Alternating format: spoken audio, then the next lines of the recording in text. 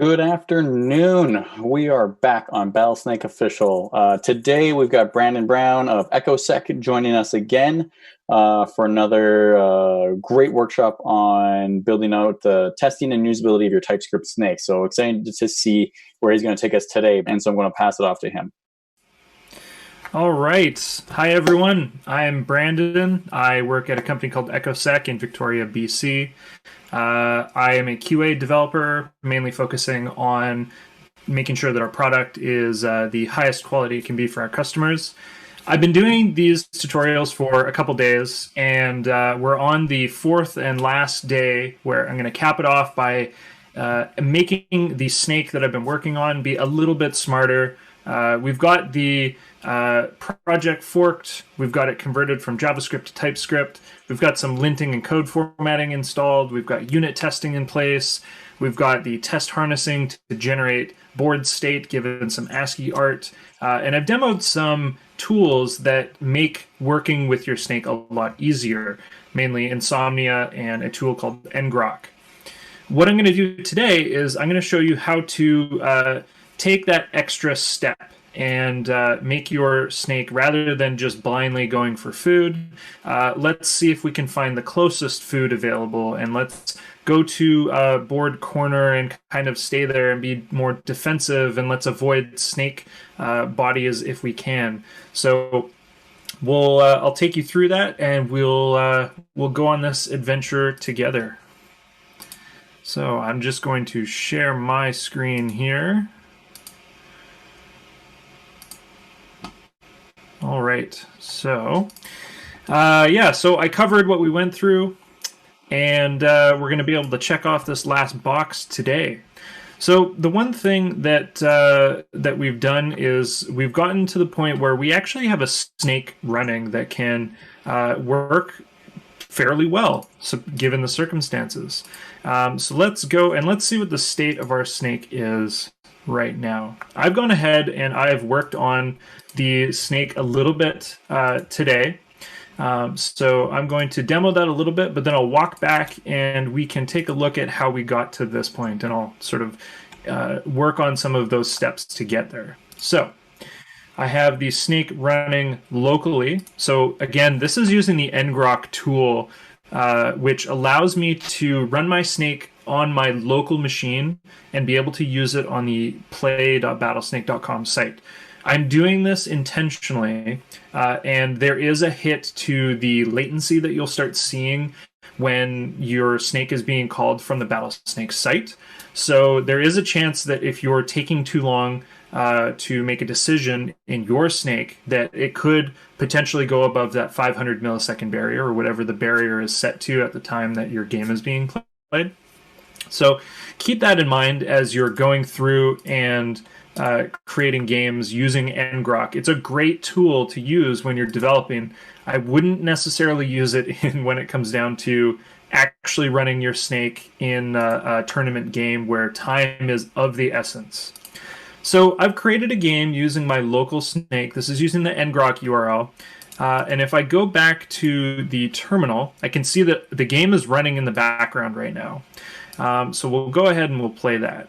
So one of the improvements that I did was made this snake fairly defensive, and I added one little piece of information into it where it will only go for food if it is actually hungry or it's a necessity. Otherwise, it's going to pull what's called the chicken snake maneuver, where it's going to chase its tail sort of in the corner. And it's only going to go out for food when it absolutely needs to. Now, you can see there that it died. It's not the smartest snake still, because I haven't included any pathfinding algorithms or anything that would make this snake jump up to the very next level, like the sort of bumping up into the advanced category, or like higher level snake learning levels. So we'll do a couple rematches here where I can show you what the snake is doing. So the idea with this quote-unquote algorithm that I've come up with is to stick in the corners, and until it gets to about 35, I believe is the value that I set, then it won't come out, and it'll come out and then go for food. And what I did was I made it so that it finds the closest food pellet, and then it goes back into a corner, or it finds the closest corner that it can given its current direction and where it's heading, and then it's going to stay there until it gets hungry again and comes out. Now, it's not a terribly great strategy, but what I have found is that by playing games with other snakes, it lasts fairly long.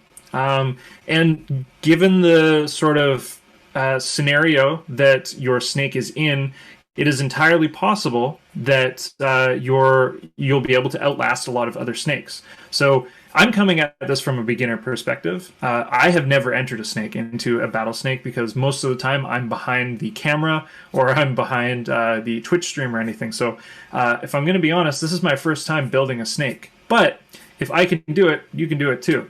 So let's end this game. We'll just watch it play out here. So it might take a little while because we can see that it's caught up to the real time, and it's going to be spawning food for quite a while. But again, I mentioned that it's not a very smart snake, so it might make a really bad decision coming up here if it decides that it's going to go for food and then wraps around itself.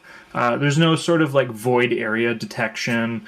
There's nothing in here that is going to make it smart. It's mostly greedy, but it's also very defensive. I'm actually hoping it's going to die here soon so that I can continue on. We'll let this run while I go back into the code here. So one of the things that I did, and what I introduced last week, was that we wanted to make sure that the code changes that we are making to our snake aren't impacting the algorithm in negative ways. And by that, I mean we included some unit testing and we included some sort of scenario testing. One of the ways that we did that was we included this sort of game state mock object that when at Echosec, what we created, it looks like the snake is going to kill itself here.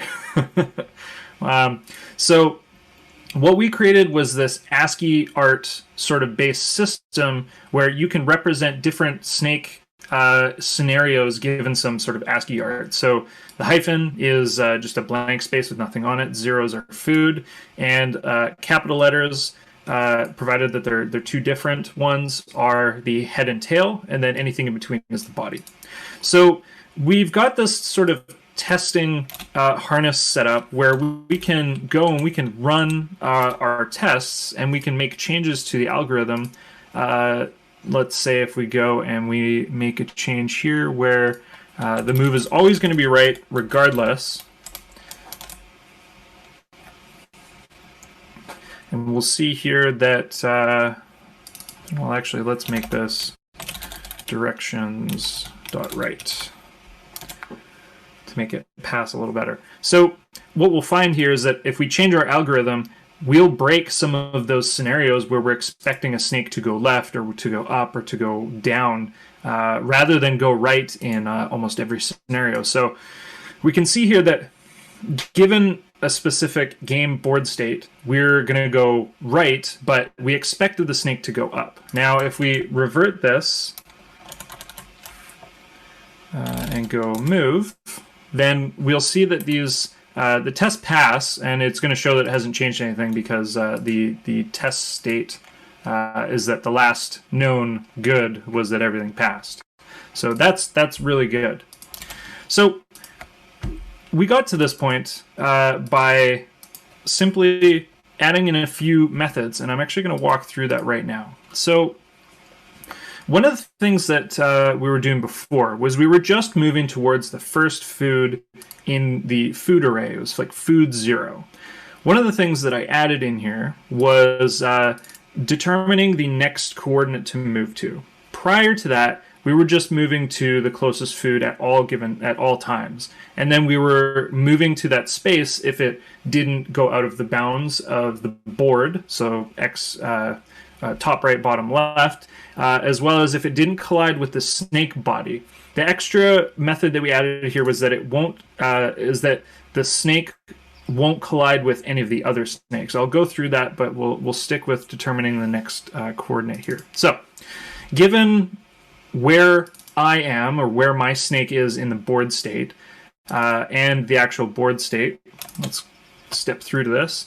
we're going to determine what the next coordinate is. So this is kind of like the main snake brain, where we determine, given our current state in the board, where the next coordinate should be that we're going to move to.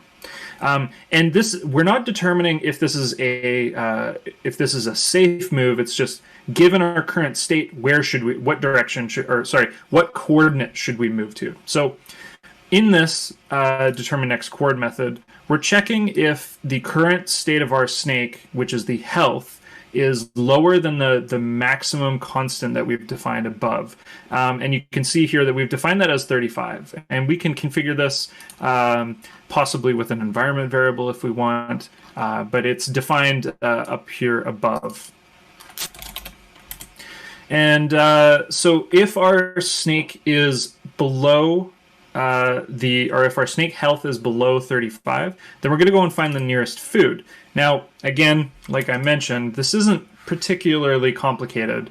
We're not looking ahead and checking that food that we want to go to is beyond a snake. That's sort of like next level. The first thing that we can do to find the nearest food is do what we've been doing with other coordinates, where we find the Manhattan distance between where our head is and where that other coordinate is. So the simplest way that we can do this is that we rank all of the food that's in the array, in the food array, and we take all of those distances, we calculate them out given our head and where that food chunk is going to be, and then we calculate which has the best score effectively.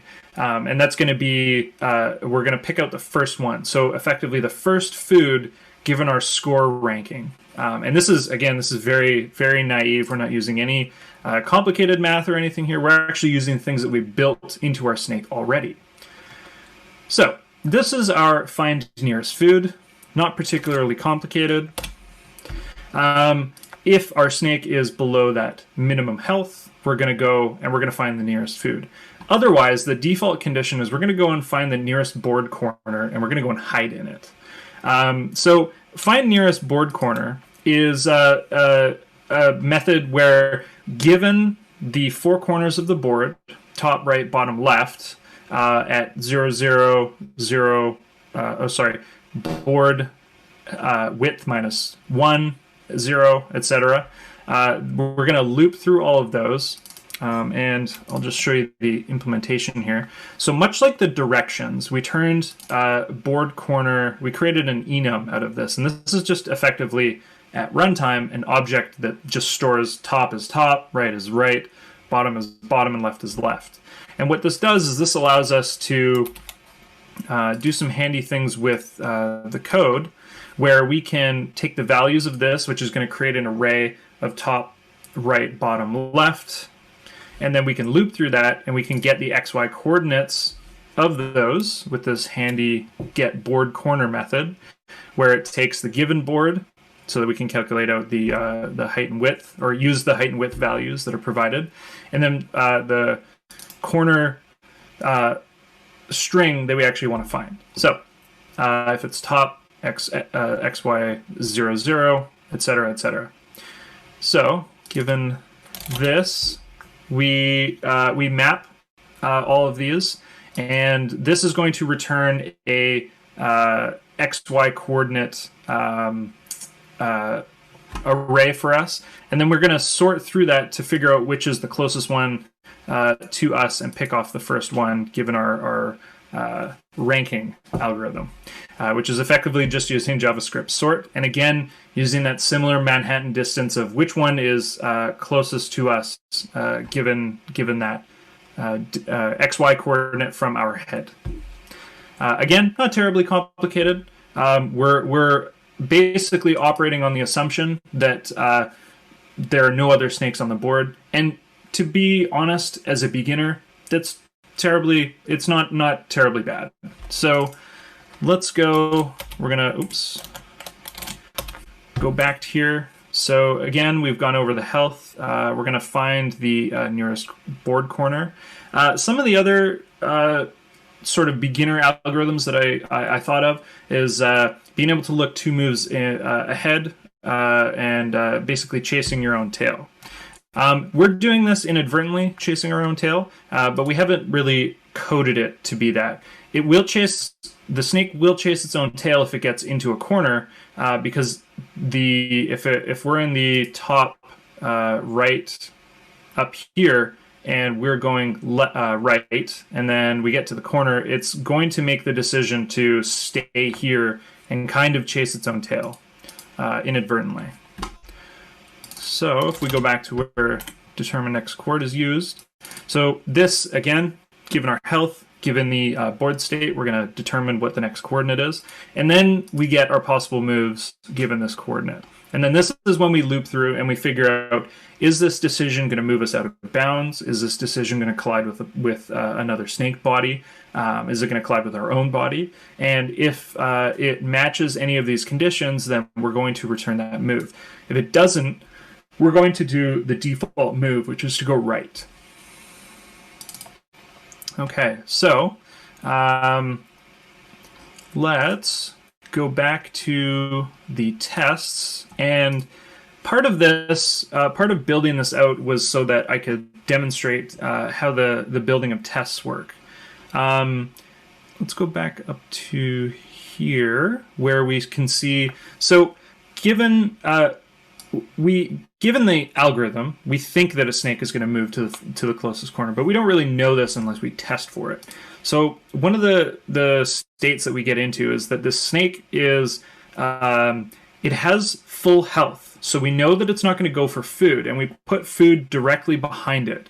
Normally, if we change this to 34 and we save, what we're going to see. Oh, I need to rerun the test again. What we're going to see is that one of the tests is going to fail. And this is because the snake is actually supposed to be hungry, and it should run through and go to... It should run and grab food. So instead of going up, which is here, it's saying to go right. So if we change this back to 35, which we know is the constant, it should still continue going up to find the closest corner. So anything that is above the minimum health that we've defined, it's always going to go and find a corner so that we can hide in it and kind of just do the chicken snake method. But if the health goes below that value that we've defined, then the snake is going to go and find food. And again, we can prove this by writing tests where we know that the snake, given a specific circumstance and the state, is going to actually make the decision that we can predict. So I have some tests written for going towards closest food. I also have some tests written for not slithering into a snake body. So what we can see in this test here, excuse me, is that the snake is, the head is right here, and that we have this other snake where the head is E. And what we can tell is that we know that given the sort of shape of this snake, we can't go left, and we know that we shouldn't go left. We also shouldn't go down, because on the next turn, the tail is still going to be here. So we can really only go right, because we can't go back up. That'll be into our into our snake body. Sorry about that. My throat's getting parched. So we know that we can't go into our snake body. So the only logical decision here is that we should go right. So let's create another scenario here where we don't want to slither into a snake body. The fun part about doing this is that I'm doing it quickly, so I need to put 2 on everything. So let's create a scenario where we don't want to go into the snake body. So let's go like this. Oops. Okay. So we're going to start with a blank sort of board state here. And what we'll do is we'll get the head to be right here, and we'll do another wraparound sort of scenario where the snake is kind of doing a Python maneuver where it's going to wrap around the snake. So this should be the body, and we'll go like that. And so I'm not going to change that it should go right, because if we go right, we're actually going to go into the body. So let's make this to not to be right. And then we want to assert what the actual direction should be. So this, we know that this should be up before it finishes. And we'll just wait for this to finish here. So let's go and let's create a rematch. Oh, actually that test failed. Now that might just be me going down. Interesting. Do I have these named right? Yes, I do. Received down. Should be up. So that's interesting. So let's find out why that is. We know that this shouldn't be going down, which is what it received. So, oops. So let's go and figure out why that is. So let's make this the only tests that we're going to run. Test.only.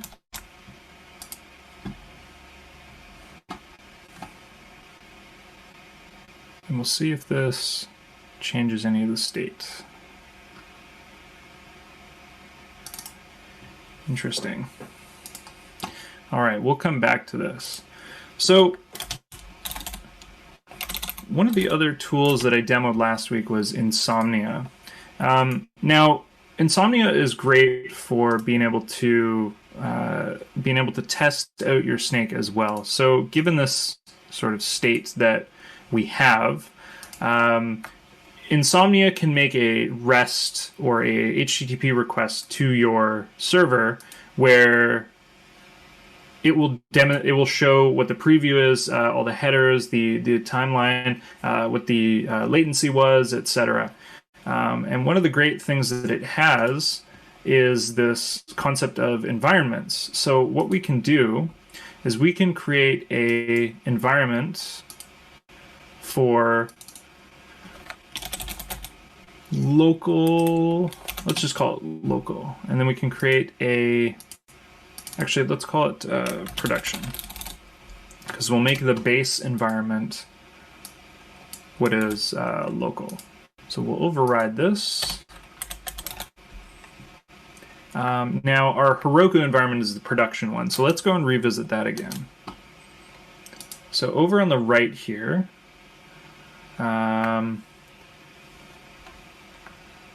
we are going to go and we are going to find the name for the project right there. So we'll copy that. Oops. And then we'll jump back to Insomnia. So this is going to be the URL for our snake. We don't want this to have anything appended on the end of it. There we go. So now what we can do is in our base environment, the base URL variable that we have here. Let me just zoom in on this so that I can show it a little better. We have this base URL, which is part of the environment, and so the default value is going to be the local snake. So if we hit we're running the tests in this terminal. So what we'll do is we'll npm run start. So we're going to run it locally, and then we're going to ping it with some moves. There we go. So we can see over on the left here that we accepted a move request from what would effectively be the Battlesnake site, and our snake responded with the left movement. So what we can do is we can specify, we'll translate this, actually we'll translate this state into a known, or into a way for us to test it with Insomnia. Okay, so quickly go through this. Where's our food? Our food is at 1 and 1.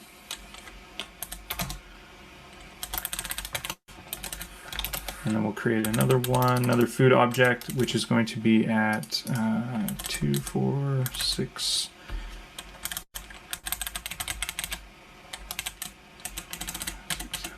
8.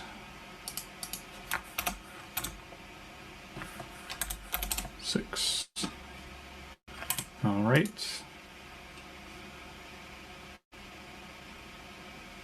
Oh, that's actually backwards. That should be... There we go. And then once we have that, we will have the body, which is going to be at 8. So that one's at 6, so we'll go 7 because that's 1 down. And then we're at 4. 4 and 7.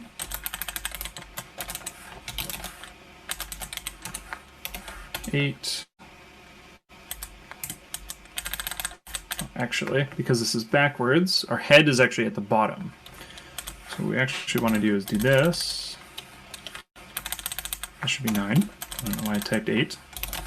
And then 7. Okay, so our head is going to be here. And then we've got one body segment, and then we've got our tail at the bottom here. The other... Oh, that should actually be reserved for us. Where is you? There's you. Okay, so I typed that in the wrong place. So our snake, which is you in the snake payload, is going to be that. And now we're going to translate the snake, which is here. And so it should only be over 1. So we got 4. This should be 5. So the head is E. So we'll actually go with this 5 and 7, 5 and 8, 5 and 9, and then the other one is over 1 on the x-axis, so we'll do 6 and 9. So we know that given this scenario, what I'll do is I will run the tests again over here. Given this scenario, we've got food at, where is it, at x1, y, should actually be 1. No, that is 2. x1, y2, and x8 and y6. And now that doesn't make sense because... No, never mind. 1, 2, 3, 4, 5, 6. 4, 5, 6, 7, 8. Yep, that makes sense. Okay. So we'll run the tests.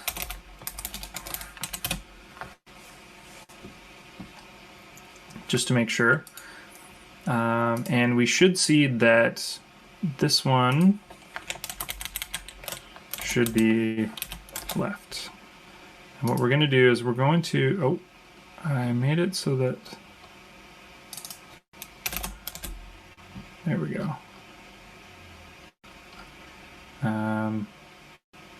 So we're looking at this one right here. So this is...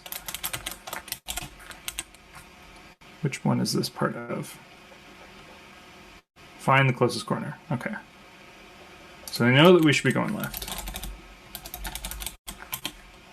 So we're going to console log left, and we should see log the left printed out here. And actually, because this might get mixed in with some of the logging that we have in place for the regular snake endpoint, because we will see up in here that we are logging out what move is, we're going to say that this is a test log line. And then the other thing that we're going to do is we're going to restrict this to only run this test here. Just so it's a little bit easier to read. Okay, so our test should be the last one, which is that one, I believe, right there. Just going to double check. Yes, this one right here. So we know that we should be going left. So given that we've translated this state from the ASCII sort of board art to our Insomnia board art, we should see that we're going to go left. And we can repeat this move over and over and over and over, given this particular game state and request. We should see that every single time it should be left. So being able to translate some of these tests into what we're actually going to see on this on our response from the server outside of code is incredibly useful, because you can play around with some of these JSON payloads. You can share them, see what other people have. You can build them up and then reuse them as fixtures in your code. So the other thing you can do, rather than using this state mock, is you can actually take this actual whole JSON payload and pass that into a function which is going to generate the game for you and do the frame submission, all that sort of stuff, and then test the response from the server. So you can take this as many steps forward as you want to do actual tests, or to do different ways of testing and ensuring that your snake is going to respond correctly. So one thing that I did earlier that I'll demonstrate now is being able to do this environment switching. So now we're working on testing against the production snake. And so what we can see here is if we highlight over this base URL, you can see that the URL, the base URL for this snake has now changed to our Heroku snake. So if we send a request, we're actually going to get an error because I goofed on the deployment earlier. So what I'm going to do is go and debug that. So let's go and take a look at the Heroku logs, and let's see if there's anything that we can see here that's useful for us to debug with. So making a request, let's go back. Let's roll back to our deploy from last week. So let's do that because we know that that was working. And likely the response is going to be slightly different. It might not be left that we're looking for. I also think it might be spinning up. So let's go view the logs. There we go. So we know that our logic before was always returning left given that particular state. Yeah, so Heroku has a lot of functionality built into it. Being able to roll back whenever you sense that there is an error in your code is super great. So that sort of demonstrates the ability to be able to do that. So Heroku, you can do this from the command line as well. You can also do this from the UI. And viewing the logs for a Heroku application is probably one of the most important pieces to being able to host and run your snake and to be able to test against it. All right. So I'm going to do a wrap up here, and we'll talk about some of the things that we got to get us to this point. So we forked the starter snake node project on GitHub, and we introduced some basic mechanics for snake movement. The basic mechanics there were being able to spin around in a circle and not use the sort of chaos-driven randomized snake movement. And what we can do is we can actually take a look and see that in our snake here. Oh, I might have put it on a different branch here. Let's go and take a look. I have a couple branches. Commits. Okay, so I'm on a branch where I was doing some work on and fixing some issues in the code here. So if we go and take a look at index.js, we've got the sort of chaos-driven random choice. The way to change this up to do the sort of like spinning in a circle is to take the turn from the given move and then use the modulus and do a choice from the 4 possible turns. So it's turn mod 4, and then that will continue you going around in a circle as long as you have the correct indexes properly. So you go in a specific order: up, right, bottom, down, and left. And then what we did was we converted the JavaScript snake into TypeScript. So I have another branch up here called TypeScript. Oh, I spelled it wrong. TypeScript.